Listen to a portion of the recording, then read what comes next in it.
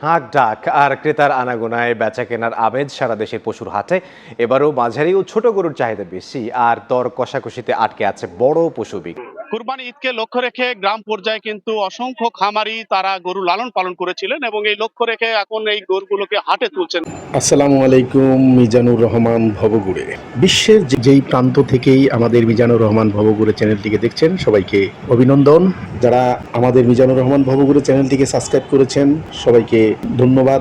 যারা এখনো আমাদের চ্যানেলটিকে সাবস্ক্রাইব করেননি তারা অনুগ্রহ করে আমাদের চ্যানেলটিকে সাবস্ক্রাইব করে দিন এবং পাশে থাকা বেল বাটন আইকনটিকে অন করে দিন। তাহলে আমাদের প্রত্যেকটি ভিডিওর আপডেট আপনি সহজেই নোটিফিকেশন আকারে আপনার ইনবক্সে পেয়ে যাবেন, জানতে পারবেন মিজানুর রহমান এই ভবগুড়ের কার্যক্রম সম্পর্কে।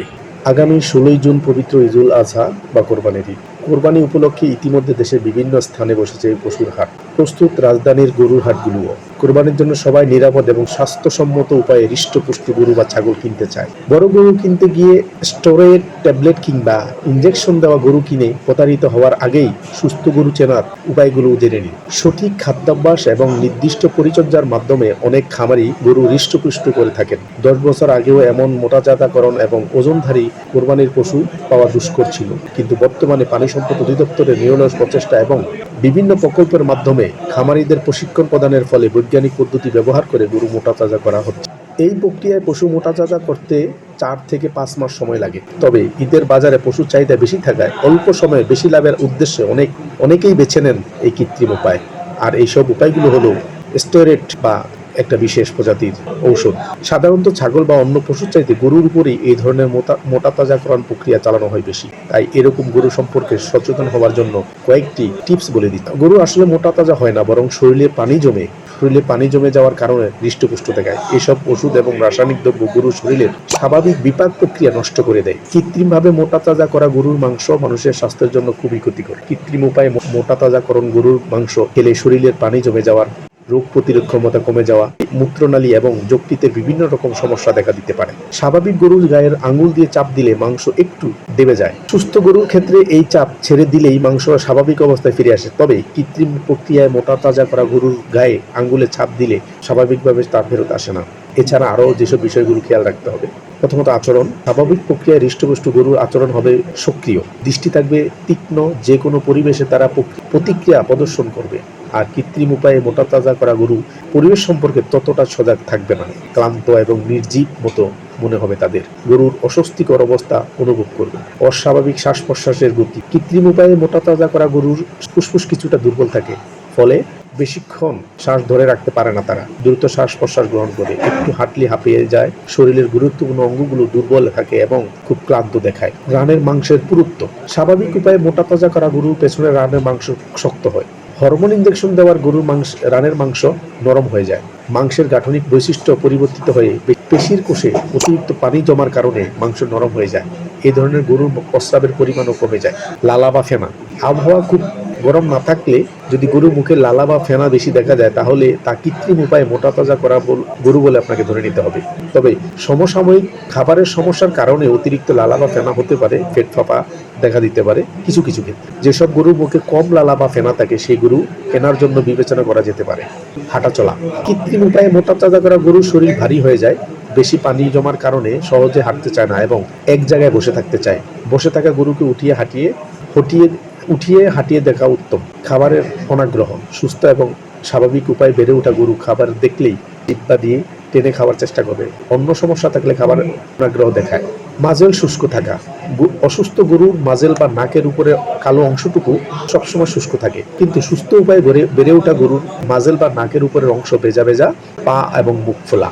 ইনজেকশন দিয়ে কিংবা ওষুধ খাইয়ে মোটা করা গরুর পা এবং মুখ ফোলা থাকবে, শরীর থলথল করবে। অধিকাংশ সময় এই গরু ঝিমাবে, সহজে নড়াচড়া করবে না তারা।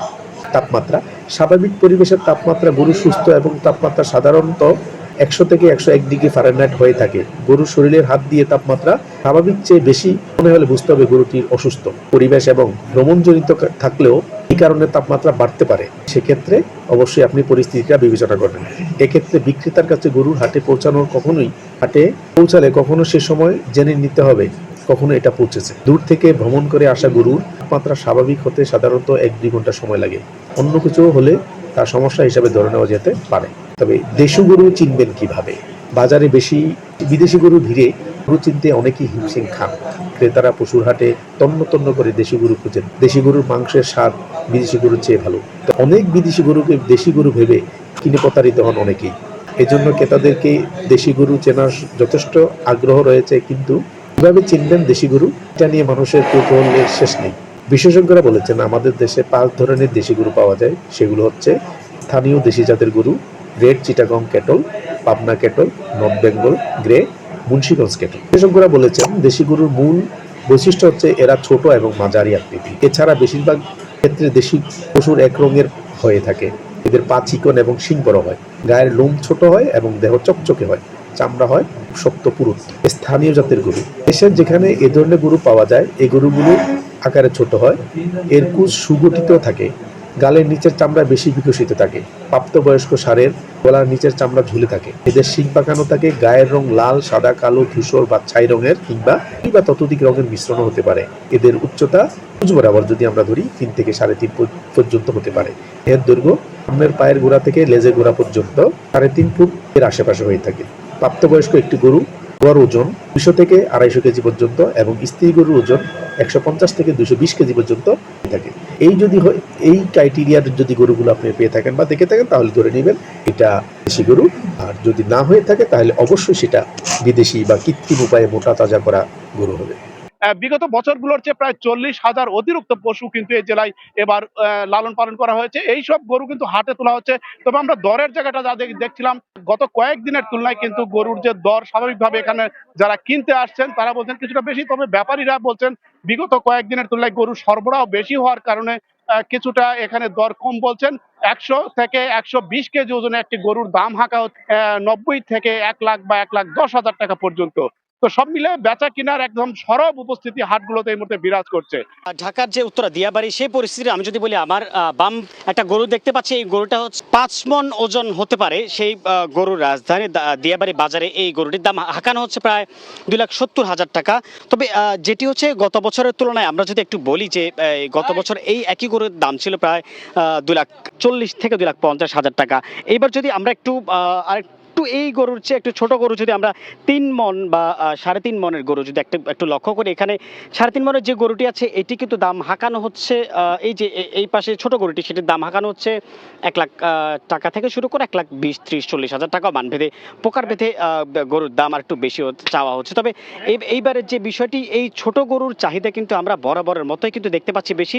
ঢাকায় গরু নিয়ে এসেছেন এরকম কিন্তু আগত খামারিদের সাথে কথা বলেছি, তারা বলছে প্রত্যেকটা গরু এই যে টিন শেডে রাখা হচ্ছে বা তেরপালের শেডের নিচে যে রাখা হচ্ছে একটা গরুর জন্য তাদেরকে প্রতি কোরবানির আগ পর্যন্ত প্রতি গরুতে গুনতে হচ্ছে কিন্তু বাড়তি 1,000 টাকা করে। বেশি আমি আবারও বলছি যে কিন্তু 1,000 টাকা করে কিন্তু বাড়তি গুনতে হচ্ছে, এরকম কিন্তু অভিযোগ আমরা শুনতে পেয়েছি এখানকার যে আগত খামারি বা বিক্রেতাদের কাছে। তবে সর্বোপরি বলা যায় যে এখানে কানায় কানায় পরিপূর্ণ হয়েছে যে গরু। তবে একটা সময় ছিল যখন আমরা দেশীয় গরুগুলো পেতাম, নির্ভেজাল, নীরব এবং একেবারে সুস্থ সবল গরুকে কোরবানি দেওয়া হতো।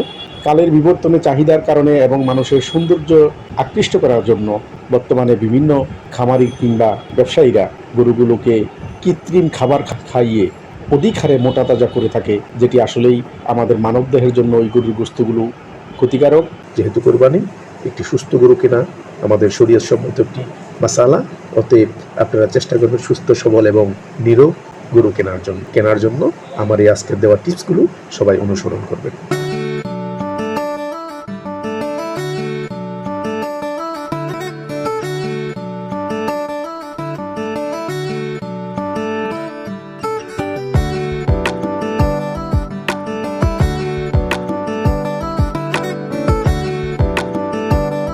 আমরা মূলত দেশের পর্যটন, মানবাধিকার এবং অবহেলিত মানুষের জীবনযাপন নিয়ে, ইতিহাস ঐতিহ্যকে নিয়ে কাজ করে থাকি। আপনারা যদি আমাদের সঙ্গে থাকেন তাহলে আমাদের কাজকর্ম সম্পর্কে আপনাদের বিস্তারিত ধারণা জন্মাবে। যারা আমাদের মিজানুর রহমান ভবঘুরে চ্যানেলটিকে সাবস্ক্রাইব করেছেন সবাইকে ধন্যবাদ। যারা এখনও আমাদের চ্যানেলটিকে সাবস্ক্রাইব করেননি, অনুগ্রহ করে আমাদের এই চ্যানেলটিকে সাবস্ক্রাইব করে দিন এবং পাশে থাকা বেল বাটন আইকনটিকে অন করে দিন। তাহলে আমাদের প্রত্যেকটি নিত্য নতুন আপডেট ভিডিও খুব সহজেই নোটিফিকেশন আকারে আপনার কাছে চলে যাবে। ধন্যবাদ। আল্লাহ হাফেজ।